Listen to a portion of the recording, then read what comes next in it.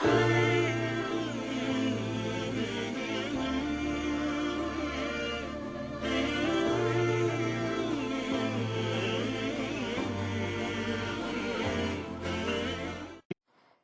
story of Robert Davila.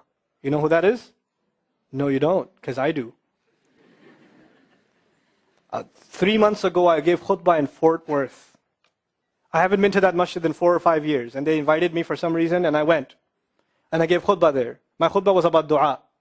An Egyptian fellow comes up to me, a young man came up to me afterwards, he goes, Allah fulfilled my dua today. And I said, what's your dua? He said, my dua was that Nouman Ali Khan should meet Robert Davila. I was like, are you Robert Davila? He goes, nope, I am not Robert Davila. Robert Davila is my friend. But I think Allah is fulfilling my dua. I was like, fire away, I want to know.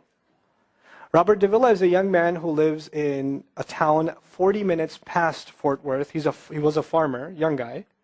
And he was hit with some sort of genetic disorder that kicked in later on in his life, and he became paralyzed from the neck down. And he lives in a nursing home. Most people in that nursing home are 90 years, 100 years. They're really, really old people. And then there's, his room where he's paralyzed neck down. He's the only 30-something-year-old that is in the nursing home, okay? And he's been in that nursing home for the last 10 years.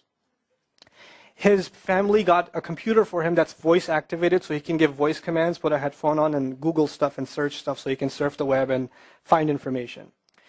In his room, and by the way, staunch Christian family, the minister comes and prays for him every week and things like that. And his best friend was in the bed next to him. One of his best friends. He became best friends because he met him at the nursing home. This person was also paralyzed and he needed a new liver. Okay? A liver transplant. He was waiting for a liver transplant. And they used to talk about, God and things like that all the time. They were good friends. Finally, his best friend got a call that there's a donor available for the liver. So he's so excited. He goes, Robert, I'm going to miss you, but I'm going. I've got a donor. So they take his friend and they go into the operation, and his friend died at the operating table.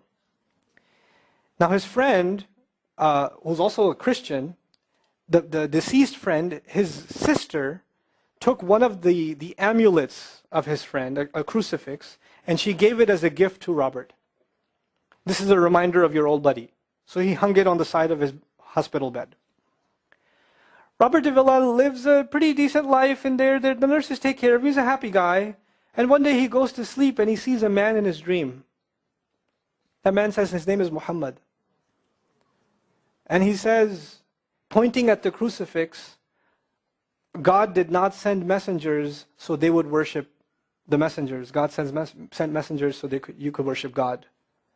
And Jesus was just a man. He walked in the markets and he ate food. He walked in the markets and he ate food, and the dream stopped.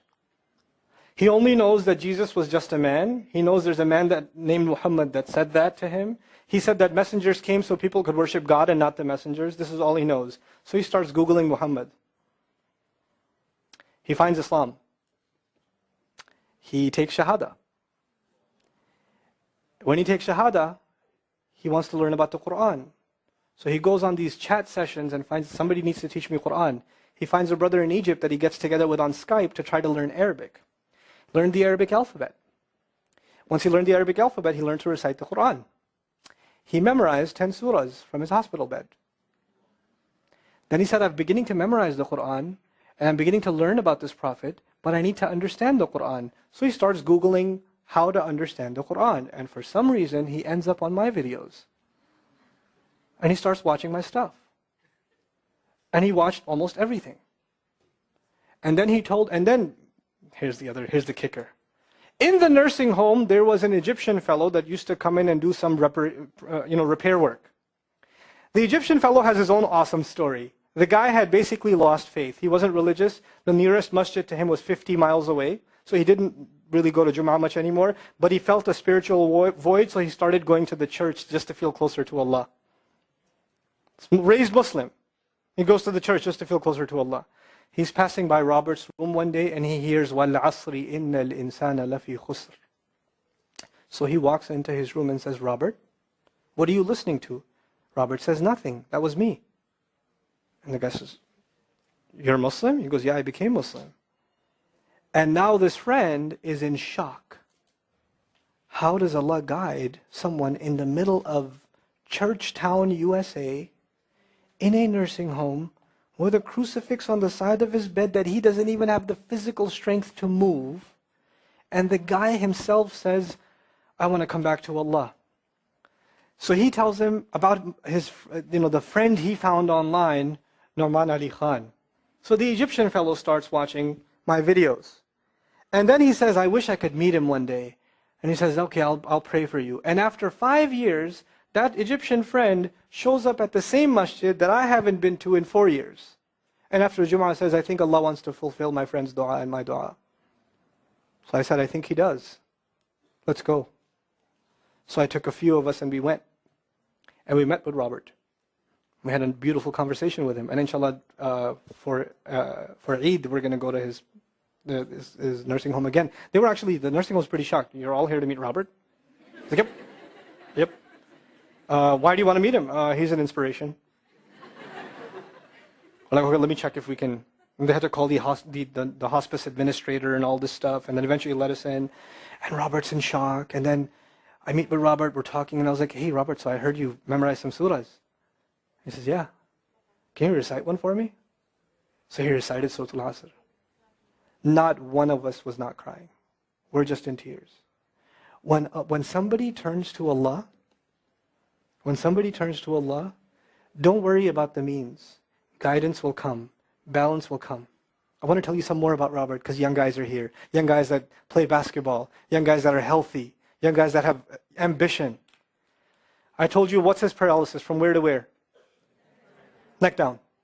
He has a special wheelchair that has to hold pretty much every part of his body in place. He can't just sit in a wheelchair. It holds his neck and it holds every other part of his body in place because he has no control over his limbs. And he has to have a special van where the wheelchair locks in so that if it goes through a bump or whatever, he doesn't, receive the shock. So he made a request. He wants to go to the Friday prayer. They didn't have the special van, so they put him in a regular van. And so he went to the regular van and a few bumps and his spine got even more hurt. He went to Jumu'ah. He came back in excruciating pain. And they said, I'm sorry, Robert, you're no longer able to sit in your wheelchair. You're going to have to stay in your bed for the next 6 months at least. If you see recovery, then you can get back up again. I met him in that span. He had already been in that bed for 3 months already. And the reason he was in that bed is he went to the Jumu'ah prayer. And he told me about the Jumu'ah prayer. He said, I've never felt more peace in my life than I was in that masjid. And you know what I'm going to do, Brother Nauman? When I can sit in my chair again, I'm going to go to Jumu'ah. I'm going to go to the masjid because I've never felt like that before. There's someone who has nothing but control over his mouth and his eyes. And he says, I only find peace in the masjid. And here we are. These masajid, I don't care what ideology, what school of thought, what they're talking about in the masjid, what fitna is there. I don't care. It's still Allah's house. Just go to pray. Don't go there to talk to people. Go there to talk to Allah. Just go to talk to Allah. You're just going for you and Allah. That's it. That's it. Other things will come, but you're not going for them. You're just going there to find peace. You'll become different people. If Allah can guide Robert Davila, Allah guide everybody. And then he said, sometimes I wonder why Allah put me in this position. And then I say to myself, what am I kidding? Allah has given me so much. I am so grateful for what He gave me. And if this is the way He was going to bring me to Islam, it's all worth it. So worth it. You have Muslims that lose a little bit of health. And they say, why is Allah doing this to me? And this man, if you would think, nowadays atheists argue because of suffering, there's no God. If one man has in a position to say, I don't believe in God. If there was a guy, why would I be in this position? It would be Robert Davila. That guy would say, I don't believe in God. If there was one, why would I be in this mess?